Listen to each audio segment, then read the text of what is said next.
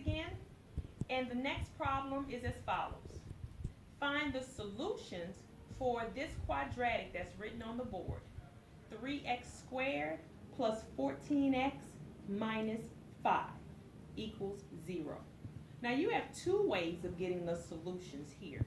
First, let's do it the easy way just by asking the calculator for the solutions.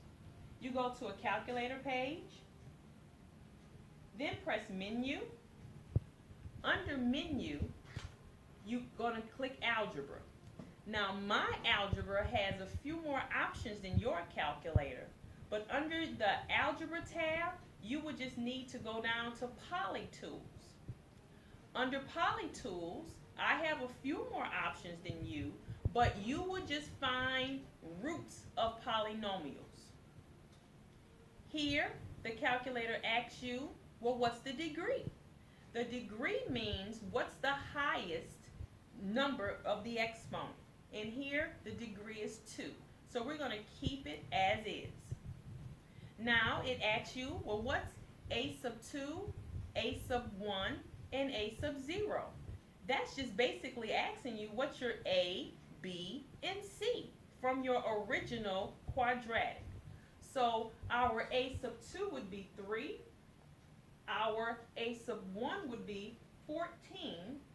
And our a sub 0 would be negative 5.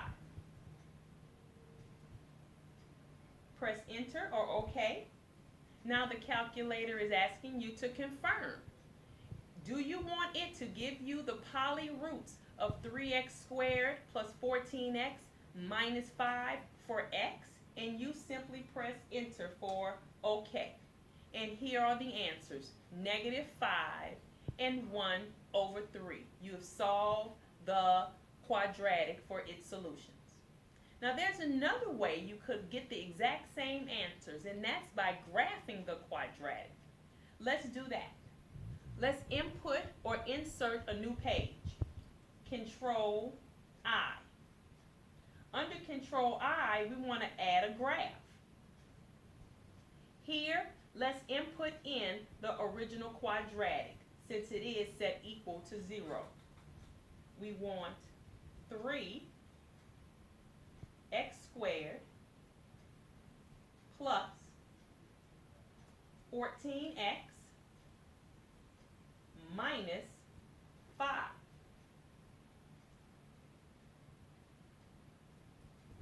And then enter. Here is your quadratic.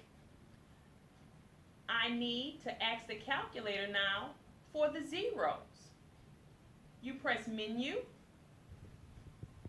analyze graph, and 0, which is the same thing as the x-intercept. So the calculator asks you for the lower bound. Lower bound is to the left-hand side of any point in question, and then upper bound will be to the right-hand side of any point that's in question. Since I went here first, the lower bound would be to the left-hand side of this point, and the upper bound would be to its right. And here is the 0, negative 5, 0. Now let's go get this 0 on the other side of the graph. So you just do the steps again. Menu, analyze, graph, 0, lower bound, upper bound, and here is the other 0. And it gave it to you as a decimal, 0.333, but we all know that that fraction is 1/3, which confirms the original answers of negative 5 and 1 over 3. Thank you so very much, and I hope this video was useful, and I'll see you again next time. Bye-bye.